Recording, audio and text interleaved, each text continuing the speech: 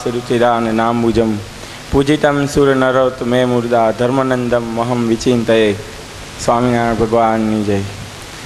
હવે અત્યારે આપણે જે આ શિબિર આજના પહેલા સેશનમાં ચાલી એમાં સંતનો મહિમા સમજાવવામાં આવ્યો। અત્યારે વ્રજવલ્લભ સ્વામીએ વાત કરી, ભગવાનના નિશ્ચયની વાત થઈ, તો આપણને આ નિશ્ચય બંધાતો કેમ નથી? પુરુષોત્તમપણાનો નિશ્ચય થતો નથી, એનો મહિમા શા માટે આપણને સમજાતો નથી? કે આ ભગવાન છે, પૂર્ણ પુરુષોત્તમ છે, અનંત કરોડ અનંત બ્રહ્માંડોના અધિપતિ છે, છતાં પણ આપણને ઘણીવાર ભૂલ થઈ જાય છે। ક્યારેક આપણને કોઈક એવા કાર્ય કરવામાં યાદ નથી આવતા। શા માટે? કારણ કે આપણે ઘણીવાર ભૂતકાળ ભૂલી ગયા હોય છે કે માત્ર નરનારાયણ દેવ ઋષિના શ્રાપથી પૂર્ણ પુરુષોત્તમ પ્રગટપણું નથી થયું, પરંતુ એના પ્રગટ માટે, એના પ્રગટ થવા માટે વૈરાટ નારાયણ એટલે કે વૈરાટ બ્રહ્માએ તેના 50 વર્ષ અને 1.5 પહોર સુધી તપશ્ચર્યા કરી, ચરણાવિંદની તપશ્ચર્યા કરી, જેના દ્વારા આપણને આ પ્રગટ પુરુષોત્તમ પ્રાપ્ત થયા છે। એના 50 વર્ષ ને 1.5 પહોર એટલે એનો એક દિવસ જ માત્ર 8 અબજ અને 64 કરોડ વર્ષ આપણા થાય, ત્યારે એનો એક દિવસ અને એક રાત્રિ થાય છે। આવા વૈરાટ નારાયણના માત્ર 50 વર્ષ, આપણા 50 વર્ષ નહીં, એના 50 વર્ષ અને 1.5 પહોર, જ્યારે આપણા 8 અબજ અને 64 કરોડનો એનો એક દિવસ થાય, ત્યારે આપણા એટલા વર્ષ થયા હોય, એટલા વર્ષો સુધી એને તપસ્યા કરી। તો આ એક વૈરાટ નારાયણ એટલે કોણ કોણ? તો કે એમાં 10 અધિપતિ દેવોનો સમાવેશ થાય છે। તો કે કયા કયા દેવો છે? તો એની અંદર સમાવેશ થાય શ્રી કૃષ્ણ નારાયણ, નર નારાયણ, પછી ભૂમા પુરુષ, પછી બ્રહ્મા, વિષ્ણુ, મહેશ વગેરે 10 દેવો છે। એની તપસ્યા દ્વારા આપણને પૂર્ણ પુરુષોત્તમનું પ્રગટપણું જાણવામાં આવ્યું છે। પૂર્ણ પુરુષોત્તમના પ્રગટપણા ઉપર, એના મહિમા ઉપર જ ગુરુ મહારાજ જોગી સ્વામીએ સાક્ષાત સરિતાની રચના કરેલી છે। એમાં જ એણે કીધેલું છે કે રવિ મંડળમાં રાત તો દુઃખ નવ પડે રે, પારસ પામીએ ધન દુર્બળતા જાય રે। પુરુષોત્તમ પ્રગટ, જેમ પુરુષોત્તમ પ્રગટને જે મળે રે, તેમ તેનો મહિમા ભવબ્રહ્માદિક ગાય રે। એનો મહિમા ભવબ્રહ્માદિક ગાય છે। આપણે જાણીએ છીએ છતાં પણ ક્યારેક ભૂલ કરી જાય છે। દાખલા તરીકે એક સામાન્ય માણસની તાકાત કેટલી હોય છે? આલ્બર્ટ આઇન્સ્ટાઈને એમ કીધેલું છે કે જો મને 1 ગ્લાસ પાણીનો ભરીને આપો તો હું તેનાથી આખી પૃથ્વીને દડાની જેમ ઉછાળી શકું છું। જો એક માણસમાં આટલી તાકાત હોય તો આપણે જેનું ભજન કરીએ છીએ એ કેટલા તાકાતવાળા છે, જેની આપણે રચના કરેલી છે, છતાં પણ આપણે ઘણીવાર બીજાઓની અંદર બંધાઈ જતા હોય છે, બીજા મહાપુરુષોમાં આપણે બંધાઈ જતા હોય છે। દાખલા તરીકે આપણા વ્યવહારની જ વાત કરીએ કે કોઈ પોલીસ હોય, કોઈ ડીએસપી હોય, ડીઆઈજી હોય, એના પાવરનો આપણને ખ્યાલ આવે, આપણે તરત નમી જાય છે, પરંતુ આપણી સાથે જે મહાપુરુષો બેઠેલા છે, જેની અંદર ભગવાન વસવાટ કરે છે, એની આગળ આપણું શીશ નમતું નથી, એની પાસે આપણે બેસી શકતા નથી। એનું કારણ શું છે? તો કે જ્યાં સુધી આપણને પુરુષોત્તમનો મહિમા સમજાશે નહીં, ત્યાં સુધી આ શક્ય બનશે નહીં। ધારો કે દાખલા તરીકે ભગવાને જ પોતાના વચનામૃતની અંદર ગઢડા પ્રથમના 24મા વચનામૃતમાં પોતાનો જ મહિમા કીધો છે કે જેને ભગવાનનો જેટલો મહિમા હશે તેટલો જ પ્રકાશ એના હૃદયમાં થશે। દાખલા તરીકે જો કોઈ લીંબુનો એક ફાડું ચૂસે તો તે માંડ ચણા ચાવી શકશે, પરંતુ એક આખું લીંબુ ચૂસી જશે તો એ ચણા ચાવવાને સક્ષમ નહીં થાય, મગ ચાવી શકશે। અને જો ઘણા બધા લીંબુઓ ચૂસી જઈએ તો આપણે ભાત પણ ખાઈ શકીએ નહીં। એમ જો ભગવાનનો નિશ્ચય અને મહાત્મા આપણને સમજાઈ જાય તો આ ઇન્દ્રિયો જે ખટાશરૂપી છે તે આપણે ચાવી શકશું નહીં, એટલે કે ઇન્દ્રિયોથી આપણે દૂર જઈ શકશું।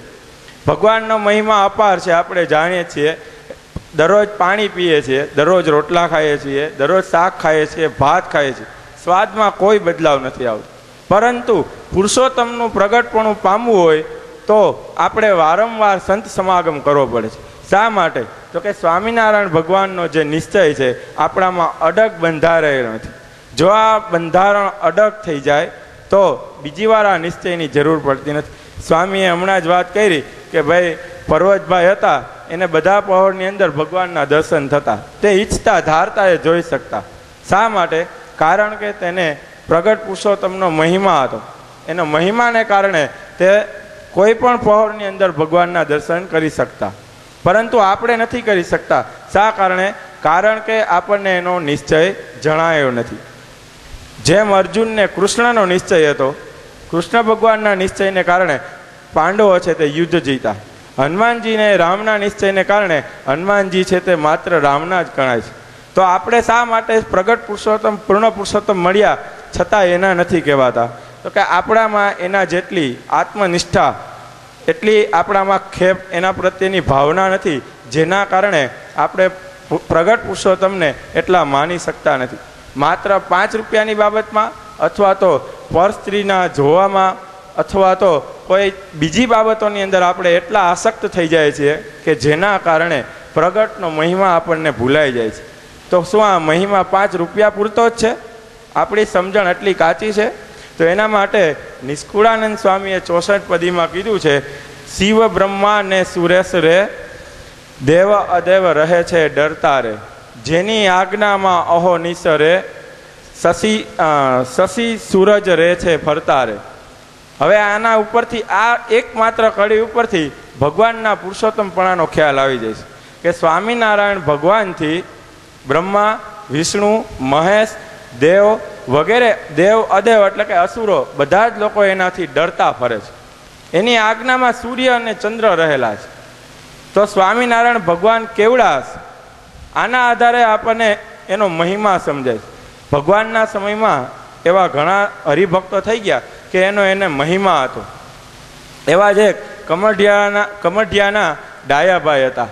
આ કમઢિયાના ડાયાભાઈ એકવાર પસાર થઈ રહ્યા હતા, ત્યારે રસ્તામાં એક કૂતરું સૂતું હશે, એનું ધ્યાન ન રહ્યું, કૂતરાની પૂંછડી પર પગ આવી ગયો.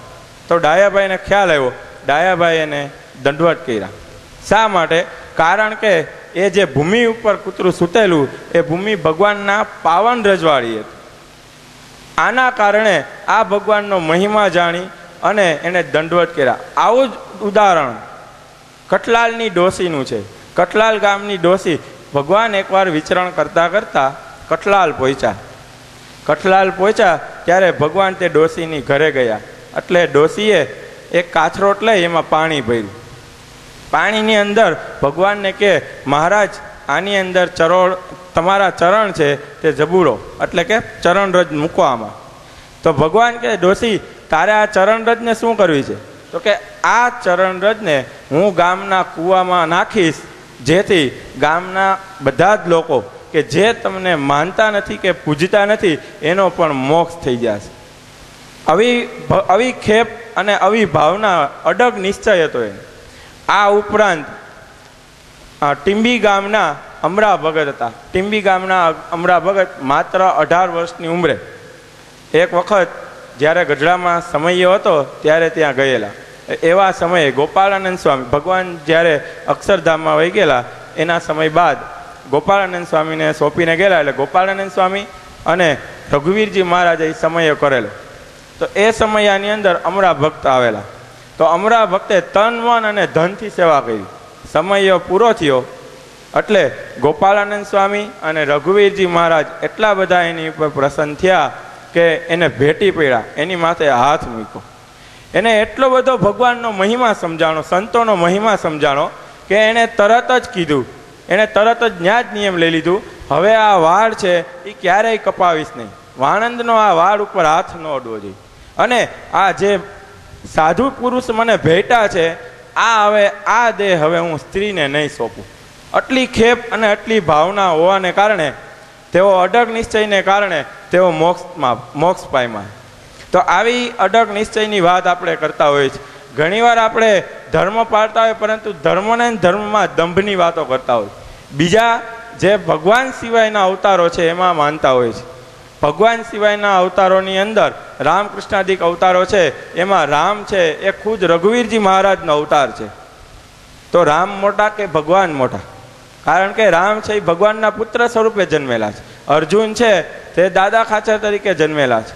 તો ભગવાનનો મહિમા જો સમજાય તો પાર પડી જાય છે. આ જ રીતના ગોપાળાનંદ સ્વામીએ પોતાની વાતોમાં લખ્યું છે કે એકવાર જ્યારે વસરામ ભગત કે જે ભાદરા ગામના હતા એ પસાર થઈ રહ્યા હતા રસ્તામાંથી, ત્યારે એને રસ્તાની અંદર એક કીડિયારું જોયું. લાખો કીડીઓ ચાલી જતી હતી. એ કીડીઓ ચાલી જતી, એના મનમાં સંકલ્પ થયો કે આ કીડીઓ ચાલી જાય છે તો આને આ ક્યાં જન્મે છૂટશે.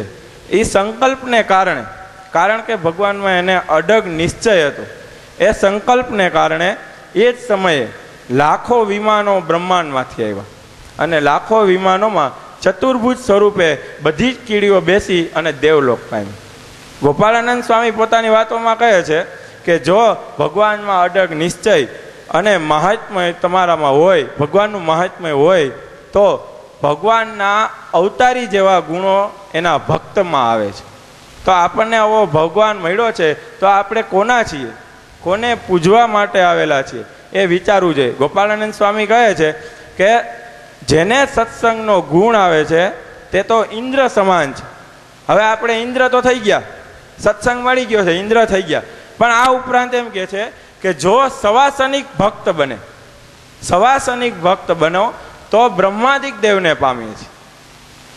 તો કેટલી પદવી ઊંચી છે આપણી. આપણે આપણી જાતને ઓળખતા નથી કે આપણે કેટલા ઊંચા સ્થાન ઉપર બિરાજેલા છે, પરંતુ જો આમાં ભગવાનનો મહાત્મા, ભગવાનની મહિમા જોડાઈ જાય તો આપણે અનંત કોટી બ્રહ્માંડના અધિપતિ એવા સ્વામિનારાયણ ભગવાન પાસે જઈ શકીએ. પરંતુ જ્યાં સુધી આપણને આ મહિમા નહીં સમજાય ત્યાં સુધી આપણે આ જ ભવની અંદર, આ જ દેહની અંદર રહેવું પડશે. એટલા માટે તો ભગવાને ગોપાળાનંદ સ્વામીને કીધેલું કે જો તમે હું જેવો છું એવો નહીં વર્તાવો તો આને આ દેહમાં હું તમને 1000 વર્ષ સુધી રાખીશ. ભગવાનનો મહિમા જણાવવા માટે ભગવાને એને આ વાત કરેલી. માટે મહિમા જાણવો એ ખૂબ જ અઘરી વાત છે. મારું વચન અહીંયા પૂર્ણ કરું. જય સ્વામિનારાયણ.